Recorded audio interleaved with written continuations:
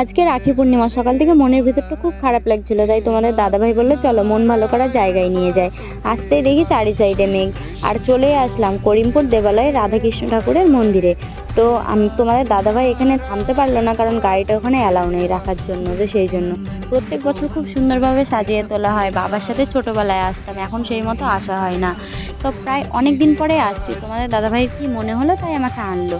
সত্যি কথা বলতে আমার মনটা ভালো হয়ে গেছে, আর আমি তো খুব খুশি হয়েছি। আর কত সুন্দরভাবে সাজিয়েছে দেখতে পাচ্ছ, আমার তো খুবই ভালো লাগছে। আর এদিকে রাধাকৃষ্ণ ঠাকুরের দর্শনটাও করে নাও, আর রাধাকৃষ্ণ ঠাকুরকে দোল দিয়ে প্রণাম করে, হ্যাঁ প্রণামটাও করতে একদম ভুলবে না আমাদের সাথে সাথে।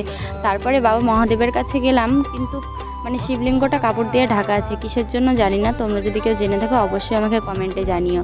তারপরে রাধার যে চরণটা সবার ভাগ্যে হয় না, আমাদের ভাগ্য এতটাই ভালো আমরা চরণটাও দেখতে পেলাম বা তোমাদেরকেও শেয়ার করলাম। আর সবাই রাধাকৃষ্ণ ঠাকুরকে রাখি পড়াচ্ছে।